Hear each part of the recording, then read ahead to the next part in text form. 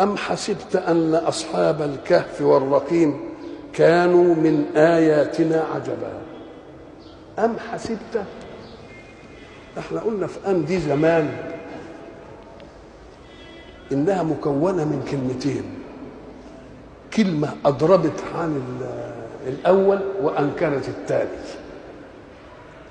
إن كنت أنت سألوك عن أصحاب الرقيم لأنها مسألة كانوا فاهمين إنها معضلة يعني ومحدش هيعرفها إلا أنت، فمسألة أصحاب الكهف دي مسألة مش الأول عجيبة من عجائبنا، ده عجائبنا إيه كتير. بل اتركهم، أحسبت بسؤالهم أن هذا هو الأمر العجيب الواحد؟ ده العجب عندي فينا ما آياتنا لا تتناهى عجبا. ومع ذلك هقول ليه؟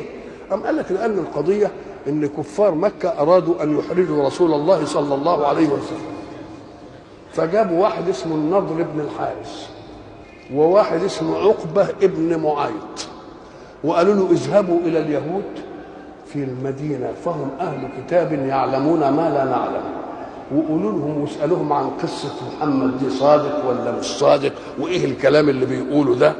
ليه؟ أم قال له لأنهم كان زمان أهل المدينة بيتوعدوا أهل مكة، أهل كتاب وبيتوعدوا أهل مكة اللي هم الإيه؟ بتوع الأصنام والأوثان. قالوا قلنا زمان أطل زمان نبي يأتيكم نتبعه ونقتلكم به قتل عاد وأرم، فقالوا نبعث وفد يذهبوا إلى المدينة ويسأل اليهود عن حال محمد إيه الحكاية بتاعته. فلما ذهبوا قال لهم اليهود اذهبوا إلى هذا الرجل واسألوه هذه الأسئلة، اسألوه ما قصته قوم ذهبوا في الدهر مذاهب عجيبة، وما قصة رجل طواف طاف الأرض شرقا وغربا، وما الروح. 3 أسئلة. فجاء عقبة ابن أبي معيط والنضر بن الحارث وذهبوا إلى المدينة وسألوا رسول الله هذه الأسئلة، فقال رسول الله صلى الله عليه وسلم غدا أجيبكم، وانتظر أن يأتيه الوحي من السماء بشيء فلم يأته 15 يوم، فشق ذلك على رسول الله صلى الله عليه وسلم لأنه أعطى وعدا أنه يقول لهم غدا، فقال القوم أنه قال سيجيبنا غدا ومرت 15 يوم ولم يجبنا. إيه السبب؟ قالوا أن رسول الله حينما جاءت له الأسئلة دي قال أخبركم غدا، ولم يقل إن شاء الله، لم يستثني، ولذلك أدي اللي هيقول فيها ولا تقولن لشيء إني فاعل ذلك غدا إلا أن يشاء الله. فقعد 15 يوم. شوف بقى الأدب، أدبني ربي فأحسن تأديبي، ويجيبها في ذاته عشان لما يسمع واحد من قوته ما يستنكفش. ده ربنا عدل لمحمد، يبقى لما نعدل لك انت يبقى اتحملها. وبعد ذلك انزل الله عليه الايه الوحي، فقال لهم على قصه اهل الكهف وقصه الرجل الطواف اللي هو ذو الايه القرنين وقصه الايه الروح.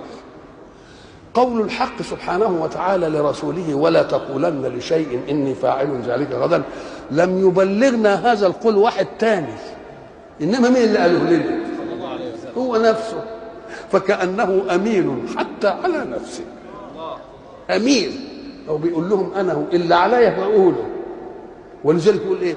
ينزل قول الحق سبحانه يا ايها النبي لما تحرم ما احل الله لك. مين اللي قالها لنا؟ هل واحد تاني جه قالها لنا ان ربنا قال لمحمد كده، ولا محمد نفسه اللي قالها لنا؟ وما هو على الغيب بضنين ابدا، كل حاجه يقولها على نفسه يقولها انتهى. يبقى ده دليل على ايه؟ يعني لو ان القوم يفقهون كان ايه اللي حصل؟ كان يقول لك يا اخوان الكلام اللي عليه اللي احنا ما نعرفوش عمال بيقول، طب ده كل عتاب له عليه يقولوا لنا. طب لما جه في غزوه بدر واختلفوا نقتل ولا ناخد الفديه، مش اختلفوا؟ واحد يقول لك لا نقتل، وواحد يقول لك لا ناخد الايه الفديه. وبعدين النبي قال لعمر قد كان يصيبنا في خلافك ايه شر كبير. طيب هل عدل الله الحكم ولا اقرهم على ما وصلوا اليه؟ اقرهم. يبقى الكلمه ملهاش ايه، لان لو كان عدل الحكم كان يبقى صح. ومع ذلك ايه قالها؟ قال ربنا قال لي عفى الله عنك لما اذنت له. ولكنه قدم العفو.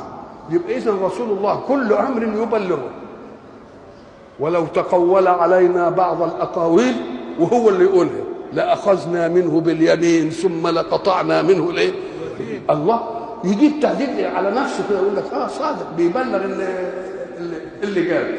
فإذا لا تقولن لشيء إني فاعل ذلك غدا إلا أن يشاء الله، تربية للأمة في شخصية رسولها، عشان ما حدش يستنكف أن يربى، ما يستنكفش المربى من توجيه المربي. ليه؟ لأن احنا عايزين الحقيقة، وما دام احنا عايزين الحقيقة يبقى ما فيش ومين اللي بيربي؟ ده ربنا معه. هو أنت اللي بتربيه؟ وأنت اللي قلت؟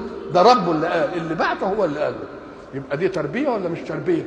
ولذلك الحق سبحانه وتعالى يعرف يقول لك إياكم أن تستنكفوا من استدراك رأي على رأي، حتى ولو كان من الخلق. يعني لما يستدرك رأي على رأي من الخلق ما تستنكفوش. فإذا كان الاستدراك من الخالق للخلق يبقى ما فيش فيها أي حاجة.